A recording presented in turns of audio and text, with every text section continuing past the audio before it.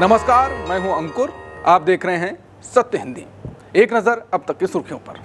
Trump की चेतावनी के बाद ईरान की सेना मैदान में। सेना ने राष्ट्रीय हितों की रक्षा का संकल्प लिया, कहा दुश्मन की साजिशों को नाकाम करेंगे। खामनेई ने ट्रंप की तुलना घमंडी और तानाशाहों से की। तानाशाहों का जैसा पतन हुआ वैसा ही होगा। खामनेई ने कहा, रजा पहलवी बोले सत्ता को घुटनों पर लाओ, बोले सरकार की आर्थिक सप्लाई लाइन काटो। ईरान में सरकार विरोधी प्रदर्शनों के बीच ईरानी सेना ने देश की रणनीतिक संपत्तियों और सार्वजनिक संपत्ति की सुरक्षा का ऐलान किया है। सेना ने कहा वो दुश्मन की साजिशों को नाकाम करेगी। ईरानी सेना का यह बयान अमेरिका के राष्ट्रपति ट्रंप द्वारा ईरान के नेताओं को प्रदर्शनों को लेकर नई चेतावनी देने के बाद आया है। ट्रंप ने कहा था कि ईरान के नेता बहुत बड़ी मुश्किल में फंसे हुए लग रहे हैं और उन्होंने पहले दी गई अपनी चेतावनी दोहराई कि अगर शांतिपूर्ण प्रदर्शनकारियों को मारा गया तो अमेरिकी सैन्य कार्रवाई की जा सकती है। वहीं ईरानी सेना ने इजरायल और दुश्मन आतंकी संगठनों पर देश की सुरक्षा बिगाड़ने का आरोप लगाया है। महंगाई और आर्थिक संकट को लेकर चल रहे इन प्रदर्शनों में अब तक दर्जनों लोगों की मौत हो चुकी है। ईरान के निर्वासित क्राउन प्रिंस रजा पहलवी ने सरकार के खिलाफ चल रहे विरोध प्रदर्शनों को और तेज करने की अपील की।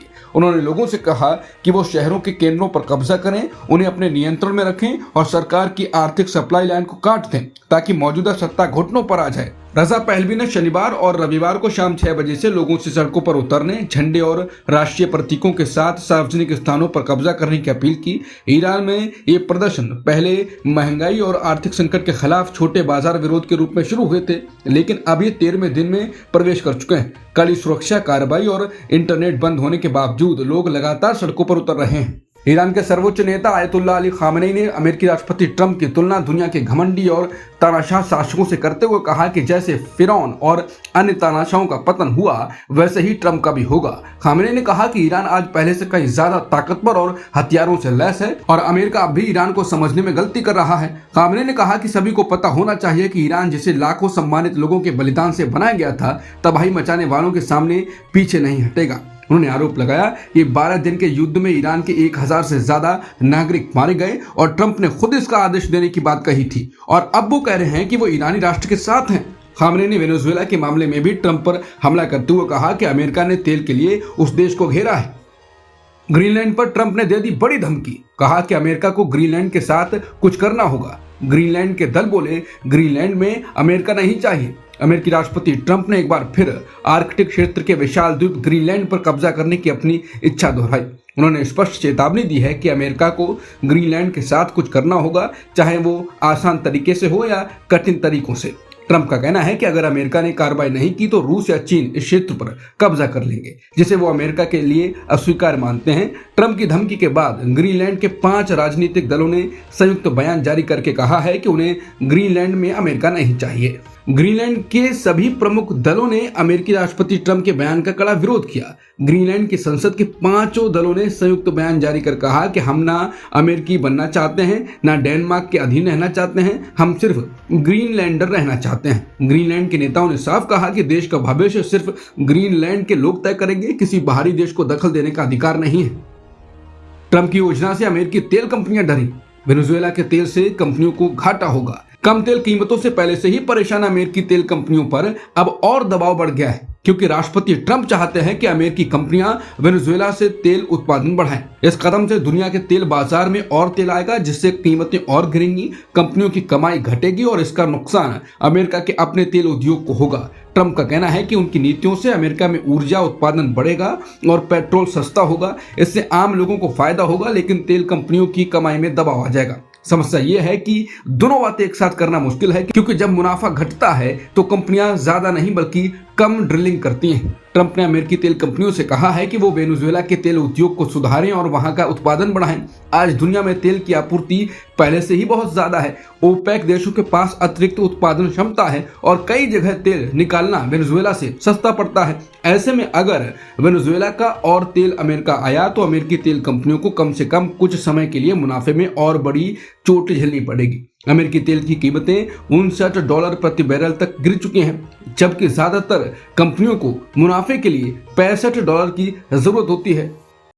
डोभाल युवाओं से बोले इतिहास का बदला लें। बोले हमारे पुरखों ने भयंकर अपमान झेला, हमारे मंदिरों को लूटा, हम मूक दर्शक बने देखते रहे। राष्ट्रीय सुरक्षा सलाहकार अजीत डोभाल ने शनिवार को नई दिल्ली में विकसित भारत युवा नेतृत्व संवाद में युवाओं से देश के दर्दनाक इतिहास का बदला लेने की बात कही। डोभाल ने कहा कि भारत को अपनी पुरानी गुलामी, हमलों और अधीनता का बदला लेना चाहिए, लेकिन यह बदला सशक्त और महान भारत के पुनर्निर्माण के रूप में होना चाहिए। डोभाल ने कहा कि आप भाग्यशाली हैं कि आप स्वतंत्र भारत में जन्मे हैं। मैं गुलाम भारत में पैदा हुआ था। उन्होंने स्वतंत्रता संग्राम के महान योद्धाओं के बलिदानों का जिक्र किया। उन्होंने युवाओं को याद दिलाया कि स्वतंत्रता संग्राम में भगत सिंह, सुभाष चंद्र बोस और महात्मा गांधी ने अपने जीवन का बलिदान दिया। डोभाल ने कहा कि अगर आप शक्तिशाली हैं तो आप स्वतंत्र रहेंगे, आत्मविश्वास नहीं होगा तो सारी ताकत बेकार है। डोभाल ने कहा कि भारत ने कभी किसी पर हमला नहीं किया, लेकिन सुरक्षा के प्रति जागरूकता की कमी ने हमें इतिहास में सबक सिखाया। उन्होंने युवाओं को प्रेरित करते हुए कहा कि देश का बदला मूल्यों और शक्ति के साथ महान भारत का पुनर्निर्माण करके लिया जाना चाहिए। अजीत डोभाल ने कहा कि हमारे पुरखों ने भयंकर अपमान झेला, असहायता के दौर देखे और कई लोगों ने फांसी तक का सामना किया। उन्होंने कहा कि हमारे मंदिरों को लूटा गया और हम मूक दर्शक बने देखते रहे। ये इतिहास आज के हर युवा के सामने एक चुनौती रखता है। हर युवा के भीतर इस चुनौती से निपटने की आग होनी चाहिए। उन्होंने ये भी कहा कि बदला शब्द भले ही आदर्श ना लगे, लेकिन बदला अपने आप में एक शक्तिशाली भावना है। हमें उनका बदला लेना होगा। उनके अनुसार इतिहास से मिला ये दर्द हमें आगे बढ़ने और देश को फिर से उसके गौरवशाली स्थान पर ले जाने की प्रेरणा दे सकता है। वहीं सपा प्रवक्ता अमित जामई ने कहा कि डोभाल के राजनीतिक बयानों से लगता है कि बतौर एनएसए फौरन हटा देना चाहिए। हाईकोर्ट के बाद ईडी पहुंची सुप्रीम कोर्ट। ममता ने जांच में रुकावट डाली, लगाया आरोप। ईडी ने पश्चिम बंगाल सरकार और मुख्यमंत्री ममता बनर्जी पर जांच में बाधा डालने का आरोप लगाते हुए सुप्रीम कोर्ट का दरवाजा खटखटाया है। ईडी ने अनुच्छेद 32 के तहत याचिका दाखिल कर आईपैक कोयला घोटाले मामले में सीबीआई जांच की मांग की है। ईडी का कहना है कि राज्य सरकार की मशीनरी ने उसकी निष्पक्ष और स्वतंत्र जांच में रुकावट डाली। वहीं ईडी के इस एक्शन से पहले ही अनुमान लगाते हुए पश्चिम बंगाल सरकार ने सुप्रीम कोर्ट में कैविएट दाखिल कर दी थी। कैविएट का मतलब होता है अदालत से यह औपचारिक अनुरोध की संबंधित पक्ष को सुने बिना कोई आदेश न दिया जाए। ये पूरा विवाद कोलकाता में ईडी की छापेमारी से जुड़ा है। ये छापे उन ठिकानों पर पड़े थे जिनका संबंध आईपैक से बताया गया है। बता दें, कलकत्ता हाईकोर्ट में सुनवाई 14 जनवरी तक टाल दी। मांझी और केसी त्यागी की नीतीश को भारत रत्न देने की मांग। मांझी बोले पीएम मोदी फिर सबको चौंका देंगे। केसी त्यागी के बयान से जेडीयू ने बनाई दूरी। हिंदुस्तानी आवाम मोर्चा सेकुलर के नेता जीतन राम मांझी ने नीतीश कुमार के लिए भारत रत्न की मांग की है। उन्होंने एक सोशल मीडिया पोस्ट में लिखा, भारत रत्न नीतीश कुमार जी, ये शब्द सुनने में कितना अच्छा लगेगा ना। हमें पूर्ण विश्वास है कि अपने फैसले से सबको चौंका देने वाले माननीय प्रधानमंत्री जी, बिहार के माननीय मुख्यमंत्री नीतीश कुमार जी को भारत रत्न से नवाजे जाने का फैसला कर एक बार फिर से सबको चौंकाएंगे। नीतीश कुमार को भारत रत्न देने की मांग जेडीयू नेता केसी त्यागी ने भी की है। हालांकि जेडीयू ने उस बयान से दूरी बनाई। जेडीयू ने कहा कि केसी त्यागी का बयान पार्टी की विचारधारा के अनुरूप नहीं है और ये उनका निजी विचार है। पार्टी के राष्ट्रीय प्रवक्ता राजीव रंजन प्रसाद ने कहा कि केसी त्यागी हाल के समय में कई ऐसे बयान दे चुके हैं जो पार्टी की आधिकारिक लाइन से मेल नहीं खाते। उन्होंने ये भी कहा कि पार्टी के अंदर इस बात को लेकर असमंजस है कि केसी त्यागी अभी भी पार्टी में किसी पद पर हैं या नहीं।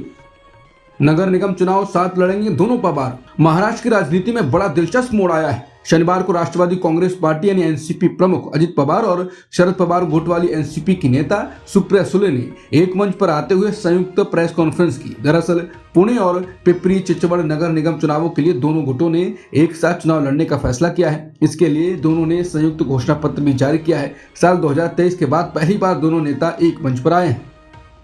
एसआईआर पर अखिलेश के चुनाव आयोग की निष्पक्षता पर सवाल। बीजेपी नेताओं के बयान से उठे सवाल, बोले कोई न कोई षड्यंत्र चल रहा है। समाजवादी पार्टी के अध्यक्ष और उत्तर प्रदेश के पूर्व मुख्यमंत्री अखिलेश यादव ने वोटर लिस्ट की एसआईआर प्रक्रिया पर गंभीर सवाल उठाए। अखिलेश यादव ने कहा कि एसआईआर के दौरान करीब 3 करोड़ वोट कटने की आशंका थी और वही हुआ। उन्होंने दावा किया कि ड्राफ्ट वोटर लिस्ट आने से पहले ही मुख्यमंत्री ने कहा था कि 4 करोड़ वोट कटेंगे और ये बीजेपी के वोट है। अखिलेश यादव ने कन्नौज के एक पूर्व सांसद के कथित बयान का भी जिक्र किया, जिसमें कहा गया था कि अभी तो एक जिले में 3 लाख वोट कटे हैं, अलग अलग जिले में 2 विधानसभाएं हैं, वहां भी हम लोग वोट काटेंगे। अखिलेश ने सवाल किया कि जब बीजेपी के नेता इस तरह की बातें कह रहे हैं तो निर्वाचन आयोग की निष्पक्षता पर सवाल उठना स्वाभाविक है। उन्होंने कहा कि पुरानी मतदाता सूची और एसआईआर के बाद की ड्राफ्ट सूची में जो अंतर नजर आ रहा है उससे लगता है कि कोई न कोई षड्यंत्र चल रहा है। बंगाल में एसआईआर में गड़बड़, हावड़ा में अधिकारी का इस्तीफा, आरोप कमजोर वर्ग को वोट से वंचित करने की साजिश। पश्चिम बंगाल के हावड़ा जिले में वोटर लिस्ट के एसआईआर के दौरान गंभीर गड़बड़ियों का मामला सामने आया। हावड़ा की सहायक निर्वाचन पंजीकरण अधिकारी मौसमी सरकार ने इन गड़बड़ियों के विरोध में इस्तीफा दे दिया। मौसमी सरकार ने आरोप लगाया यह प्रक्रिया समाज के कमजोर वर्गों को वोट से वंचित करने की साजिश हो सकती है। उन्होंने बताया कि 2002 की वोटर लिस्ट के डेटा को डिजिटल फॉर्मेट में बदलते समय तकनीकी गलतियों के कारण कई वोटरों के नाम, उम्र और पिता के नाम में भारी अंतर आ गया है। रेप के आरोपी की बीजेपी ने नगर परिषद में कराई एंट्री। जन आक्रोश के बाद बीजेपी ने फैसला वापस लिया।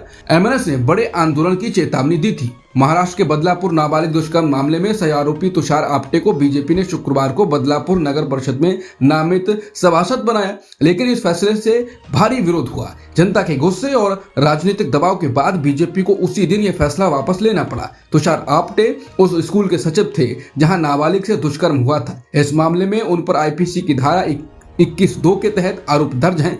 बीजेपी नेताओं ने शुरुआत में नियुक्ति का बचाव किया, लेकिन एमएनएस द्वारा बड़े प्रदर्शन की चेतावनी के बाद पार्टी को पीछे हटना पड़ा। कैंसर रिसर्च में गाय का गोबर हुआ बवाल, 3.5 करोड़ खर्च पर सवाल, क्या घोटाला हुआ?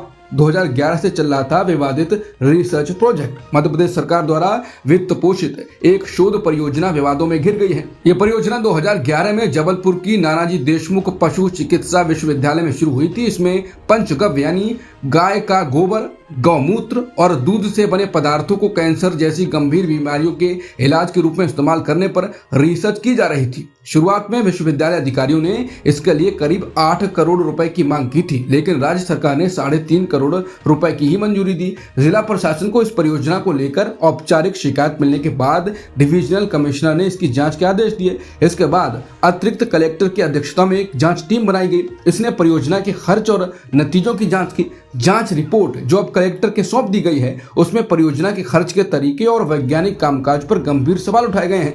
रिपोर्ट से जुड़े सूत्रों के मुताबिक कई खर्च बाजार दर से बहुत ज्यादा दिखाए गए और कुछ मदों का रिसर्च से कोई सीधा संबंध भी नहीं पाया गया। बांग्लादेश में हिंदू युवक की मौत, मामूली कर्ज बना वजह, अपमान और मारपीट से टूटा जॉय, अस्पताल में मौत। बांग्लादेश में एक हिंदू युवक जॉय महापात्रो ने आत्महत्या कर ली। आरोप है कि उसे मामूली कर्ज के मामले में एक दुकानदार ने सार्वजनिक रूप से अपमानित किया और मारपीट की, जिससे आहत होकर उसने जहर खा लिया। यह घटना सुनामगंज जिले के दिराई इलाके की है। जॉय ने 5,500 टका में मोबाइल खरीदा था, जिसमें से लगभग पूरी रकम चुका दी थी। सिर्फ आखिरी 500 टका बाकी थे। जब वो पैसे देना दुकान पर गया तो दुकानदार ने उसके साथ मारपीट की और मोबाइल भी छीन लिया। इलाज के दौरान सिलहट अस्पताल में उसकी मौत हो गई। अब तक की खबरों में इतना ही। बाकी खबरों के लिए बने रहिए सत्यहिंदी.com के साथ। Copyright disclaimer under Section 107 of the Copyright Act 1976. Allowance is made for fair use for purposes such as criticism, comment, news reporting, scholarship, and research. Fair use is a use permitted by copyright statute that might otherwise be infringing.